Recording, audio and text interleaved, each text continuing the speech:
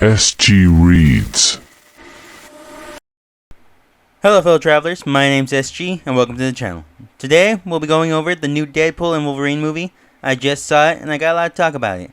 If you like this content, please leave a like, comment, subscribe down below. I'd really appreciate it, help me out.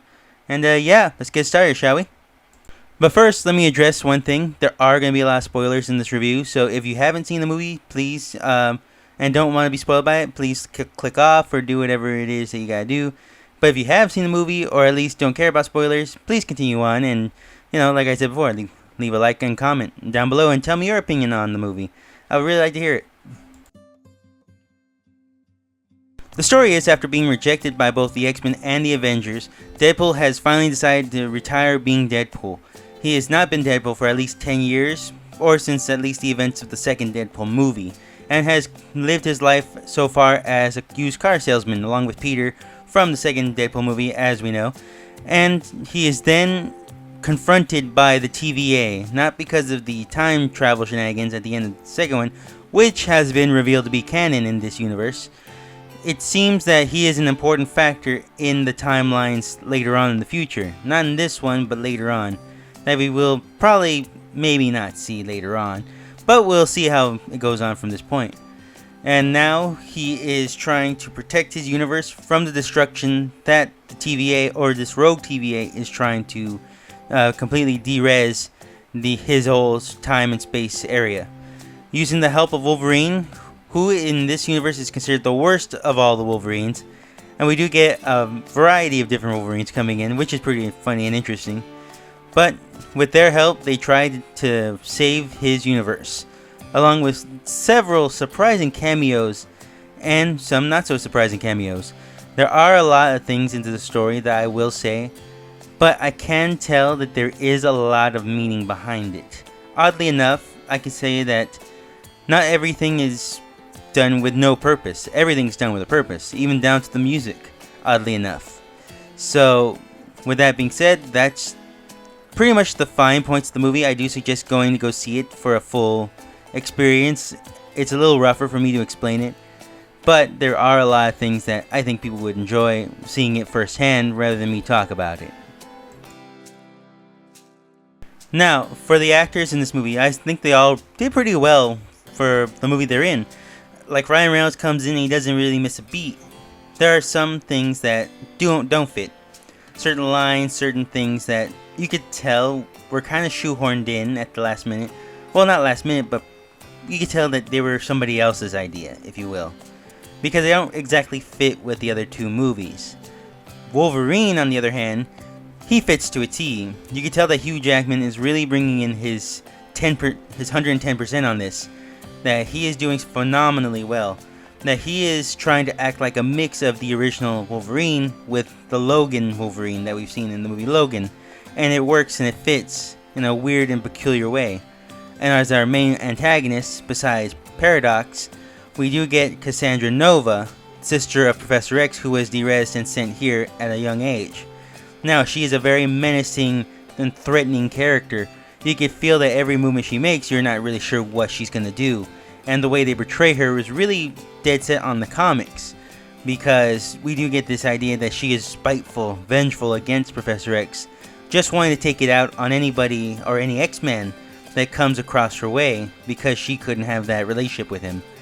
Now, she's a very good antagonist, and Paradox is a very fun antagonist in his own way because he fits the Deadpool theme. I guess you could even divide it into that way, that Paradox feels like a Deadpool villain, while Cassandra Nova feels like an X-Men villain. And the combination of the two really does work and really does bring home the fact that these are two different styles of movie meeting together and yet somehow intermingling, making sense of it all. Those are the two characters I will take note of, but I know certain ones that you guys want to know, and that's coming up in the reference section. And for now, let's move on, shall we? The settings work for me because it really makes sense of the Loki series when they put forward these ideas of what this wasteland looks like. Do I wish that we would have gotten a couple of Lokis in this? Maybe. But for now, I think this works out very well. Even giving this sort of a Mad Max vibe world, which we did kind of get that idea in the Loki series, that they kind of have that idea that this is a desolate, apocalyptic wasteland. And it wouldn't be too much to say that this was inspired by a Mad Max situation at the very beginning of the Loki series too, because we do get those smaller references and things like that. And for the most part, it works. I think it does add a little of its own flair to the Deadpool series along with the X-Men. And if you are an X-Men fan, we know that this is pretty much where the storyline for them would have ended. Be it Old Man Logan, or maybe even just Days of Future Past style. This is pretty much, if you're an X-Men comic fan, you would have seen the X-Men series ending.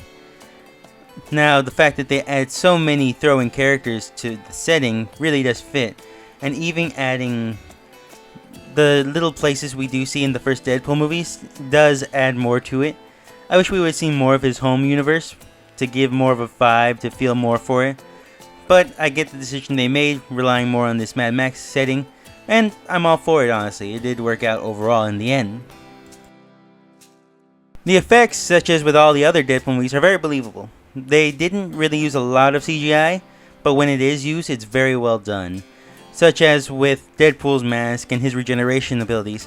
But I believe the one thing that people will note that does stand out more is Wolverine's mask. Mainly because it's the first time we actually do see Wolverine wear a mask. And it looks a little unnatural at the beginning, but once you get the hang of it, it does feel good. It feels natural, it flows very well. And it is exactly what all the X-Men fans and me have been waiting for when it comes to a Wolverine movie. Seeing that mask, seeing it being twisted around, and even Deadpool noting that it feels like a Batman mask, just a little more threatening when it comes from somebody who actually wants to hurt you. So, the CGI is very well done. I can't say anything other than that, because a lot of it is noticeable, but not unbearable. I could say that. Now, usually I don't add music unless it's a musical, because that's something you should point out. But this does have an important, I guess, theme to the movie. That this adds a lot to the Deadpool and Wolverine movie itself. Straight down to the sillier ones, the serious ones, because they all drive home the idea of what this movie is trying to point out. That they are saying goodbye to the original universe, or to Fox, basically. But now they're in Disney. Now they're in this bigger than life situation. And they don't really know their place in this movie. They don't know what they want to do. They are looking for a place, and it doesn't make sense to them. And the music reflects that. Looking for a home, trying to figure out. And then finally, with the Goo Goo Dolls Iris song, we do get this idea that now we have moved past beyond wanting to be a hero, and more of just wanting these group of people, the fans, or maybe even just themselves, wanting to be accepted by certain individuals. Maybe for Deadpool and Wolverine, the ones they love. Or maybe for the movie itself, the fans that they love. Who knows? But the music, if you pay attention to the soundtrack, does offer that kind of message and the progression of the movie in a certain way. Now, the moment everybody I think's been waiting for, the references. Now, obviously, the whole movie is set kind of like the Loki series, just brought up to a 10. And I love every second of it. I love all the references, and even the obscure references they throw in there. Straight from the trash bin, kind of, because that's pretty much what this whole universe is, right? Or at least this point in time. This is kind of the recycle bin for all the rejected ideas that either aren't going to be in Disney or are not going to be referenced again later on. And we do get this idea when we see Chris Evans as the Human Torch from the Fantastic Four movies from 2000. And I like those movies. I think they're fine movies. I think they're fun. But I understand why they wouldn't want to bring it in. And the fact that they brought him in, Chris Evans, when we all expect him to be Captain America, is still kind of funny. And just the moment where we hear him say "Flame on" just made me have a big smile on my face. The idea that Deadpool loves Captain America is also a reference to the comics, because in the comics, Deadpool says that Captain America was his favorite superhero ever since he was growing up. Then we then get different characters, such as we have a variety of Wolverines to pick from, such as the original Wolverine. We get comic accurate size Wolverine, which is a funny throw in. Henry Cavill Wolverine, which looked pretty good all in all, and I wouldn't reject it. We get 80s punk Wolverine, which is funny.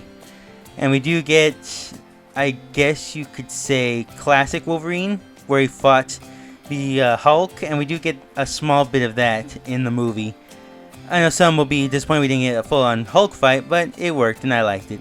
It's just a fun reference to throw in there. Now, the characters that I did not expect to make an appearance in this is Wesley Snipes' Blade. We do get Jennifer Garner Elektra, and the most shocking one of all was Channing Tatum Gambit, because that movie was in production for 10 years and never got released. I guess this is just the way that they wanted to put him out there to be Gambit. And to be honest with you, it looked kind of awesome. It looked cool. There was a lot of things that I liked about it. His acting was a bit meh at best. Like, it was okay. But the way they had him do his fight scenes, the way they used his powers, it all worked. It all felt right and natural, and looked cool to boot. But the one that I do want another movie for, to get her own movie, is X-23, because they do say that they saved her from that era, and managed to bring her into the main Deadpool continuity. I'm hoping that means that we might get an X-23 movie later on, because I did like her character all in all in the Logan movie. And they're hinting that that's pretty much the same character, maybe with a little differences. But all in all, it would be fun to see her make a comeback. Now, there are a lot of smaller references we could make. Just the first scene of him trying to do the interview to get into the Avengers. You see the original Captain America shield from Iron Man 2. You see Coulson's Captain America cards. Happy Hogan's there. Just different things like that make an appearance, because this is before the death of Tony Stark, so certain things are still there. And there are so many more. There may be some I even missed. Like, I'm sure there's a lot more that I missed. But for the most part, they did everything pretty well. Even the Deadpool Corps, we do get the idea that Dogpool, in real world, won the original championship for ugliest dog in the world. And it's funny that they made him Dogpool, because, you know, it's just a fun little nod, and Deadpool is not traditionally attractive for a comic book character. I did like Lady Deadpool. I wish we would have seen more of the Deadpool Corps running havoc in that area, saying they're the main kind of infestation in that part of the world. And we even got Headpool, which is an odd one, but he did copy his little head spinny thing that helps him fly from the comics, so it's a pass. It's a funny one for me. We do get reference to the Punisher, but I wish we would have got Thomas Jane Punisher, because that was my favorite Punisher in the movies. Overall, there's a lot more I could say. There's so many things I could say. But if I missed some or just didn't notice your favorite reference, please leave it down in the comment section. I would really like to hear it. And yeah, let's move on to our final thoughts. All in all, if I had to rate this movie, I'd give it 8.5 to 9 out of 10. This was a very well done movie, perfect for a Deadpool movie. If you're a comic book fan, you would appreciate all the references, all the nods, all the inside jokes to the studios, to the characters, and everything like that. So for me, as a comic book fan, and a Deadpool fan specifically, I did enjoy this. I enjoyed it probably a little more than Deadpool 2, because it did hit all the little factors I said. And we get Wolverine. Wolverine, who has always been a precarious character in all the movies, he seems to not fit in with most of the MCU factor, but you do love him. Even Logan I considered one of the best X-Men movies ever made. And there are little things I didn't like. Certain dialogue, certain lines didn't feel right. I wish we would have stayed a little bit more in Deadpool's home dimension. We got more of a vibe of where the characters in his universe are, but those things aren't as important as the overall ideas they're trying to put forth in the movie. There are certain things I wish they would have done. There are certain things that I wish they would have brought in. Like, we did get a peek at Deadpool 2099, which would have been funny if they referenced that was his daughter. But all those things are minuscule compared to everything that worked, everything that happened. We do see a lot of characters returning. Like I said before, we do get a lot of characters from the Fox universe coming in. We do get all the extra X-Men characters like Lady Deathstrike, Toad, Pyro. Like I said, Johnny Storm's in this. It's very fun, very interesting. Wish they would have had more dialogue with Wolverine, but that would have made the movie far too long. But overall, it's a nearly perfect movie with just little bits of dialogue that didn't feel right where they were, and a little too much exposition where it didn't need to be, so they can get right to the action scenes, be it. But the one thing I can't forgive, damn it, the one thing that I want to say that I didn't want to see, where does Beard of Bees Pool? I know you know he's there. I want to see him. Where's Beard of Bees Pool? He was an important character in the comics. Well, not an important character, but he was a character that I would have liked to enjoy to see. I'm sure he's there somewhere. Where's that cut? Where's the Beard of Bee cut? Damn it. Anyway, I hope you guys enjoyed this video. I do enjoy this movie. I love it. It was very good, and I'll probably watch it again sooner or later. And I do suggest, if you haven't seen the movie, or if you want to just have a good time, definitely go see the Deadpool and Wolverine movie. It's very fun, very well done, and it gives you the emotions you think and expect from a Deadpool movie. Thanks again for watching. I hope you liked. Please leave a like, comment, subscribe down below, and I hope to see you guys again next time.